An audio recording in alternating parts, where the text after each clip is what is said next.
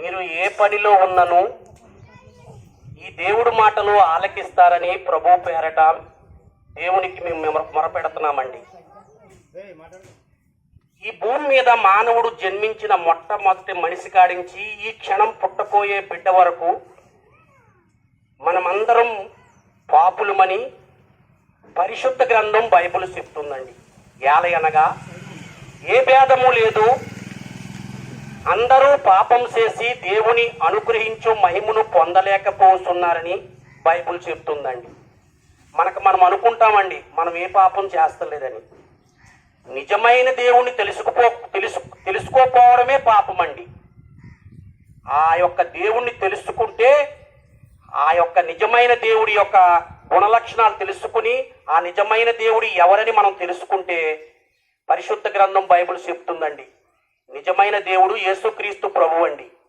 ఆయనలో కామం లేదండి, ఆయనలో క్రోధం లేదండి, ఆయనలో ద్వేషం లేదండి.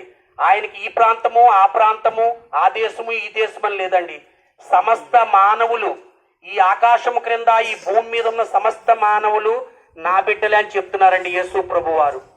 మరి అమెరికాలో పుట్టినా, రష్యాలో పుట్టినా, ఇండియాలో పుట్టినా, ఈ అర్జనంలో పుట్టినా అందరూ మనుషులమేనండి. స్త్రీ పురుషు భేదం ఒకటేనండి.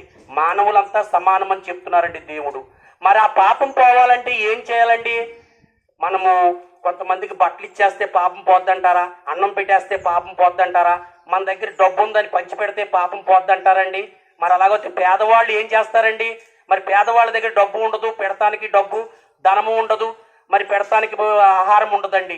మరి వాళ్ళ గతి ఏంటంటారు? లేదండి, ధనమున్నా లేకపోయినా, పెట్టినా పెట్టకపోయినా కానీ ఆ నిజ దేవుడి దగ్గర మనం పాపం పోవాలంటే ఆ నిజమైన దేవుడిని అంగీకరించాలండి. ఆ నిజమైన దేవుడే యేసుక్రీస్తు ప్రభు అండి.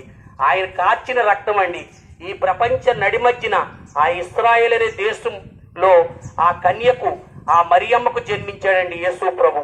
ఆయన రక్తము పరిశుద్ధమైందండి. ఆయన రక్తంలో ఏ పాపం లేదండి.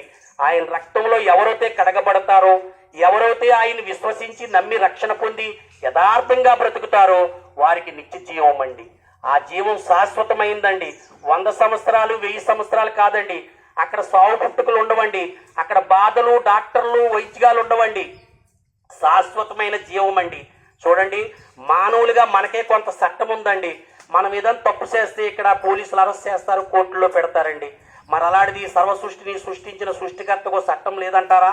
అదేనండి, అదే నిత్య జీవము, నరకము అండి. ఆ నరకంలో యాతన పడలేమండి. అక్కడ అగ్ని ఆరదు, పురుగు సావదండి, పళ్ళు కొరుక్కుంటామండి. అక్కడ మనకు రక్షించేవాడు ఎవ్వరూ ఉండరండి. ఇక్కడ మనం బ్రతుకున్నని చెప్పే మనకి అవకాశం అండి. అందుకే మన పెద్దలు అంటారండి, దీపం ఉండగానే ఇల్లు చక్క పెట్టుకోమని. ఈ భూమి మీద మనకి కొంతకాలమే మనం జీవిస్తామండి. నరుడు ఆయుష్ 60-70, అధిక బలం ఉంటే 80, ఆయాసమే దుఃఖమే అంటుందండి బైబిల్. మరి ఈ చిన్న జీవితంలో మనము ఆ నిజమైన దేవుని తెలుసుకుంటే ఆ శాశ్వతమైన లోకములో మనం అక్కడ కట్టాపెట్టని అన్ని గృహాలు ఉంటాయండి. ఆ బంగారపు గృహాల్లో మనము నిత్యము జీవిస్తామండి, ఆ దేవుడి దగ్గర సేవ చేసుకుంటూ. మరి దానికోసం ఎంతమంది ప్రయత్నిస్తున్నారు? మరి ఒక్కసారి మీ హృదయం ఆలోచించండి సహోదరి సహోదరుడా. మరి భూమి తిని తాగేసి పడుకుని లెగిసి అంతా అయిపోయింది అనుకుంటున్నారా? లేదండి, ఆ శాశ్వతమైన లోకం చేరాలనే ఆనాడు అపోస్తులైన 12 మంది శిష్యులకి యేసు ప్రభు వారు మీరు సర్వ సృష్టికి వెళ్ళి సువార్త ప్రకటించమని సెలవిచ్చారండి.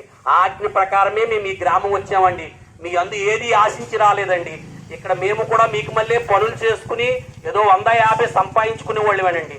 కానీ ఈవేళ విడిచిపెట్టి మీరంతా ఆ నిజదేవుని తెలుసుకుంటారని మేమెంతో ప్రయాసతో మీ గ్రామం వచ్చి ఈ సువార్త చేస్తున్నాం. కాబట్టి మీకు ప్రార్థన అవసరతలు ఉంటే మరి ఆ సుతని సమూయేలయ్య గారు ఉన్నారండి, పాస్టర్ గారు.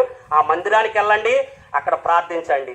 ఆ నిజమైన దేవుణ్ణి తెలుసుకుని ఆ నిత్యలోకం చేరతారని మా తపన, మా ఆశ, మా ఆలోచన. ఇందును బట్టి దేవుణ్ణి బ్రతిమాలి దినదినం మేము ప్రార్థిస్తామండి. ప్రపంచం కొరకు, దేశం కొరకు, రాష్ట్రం కొరకు, గ్రామం కొరకు, సేవకులందరూ.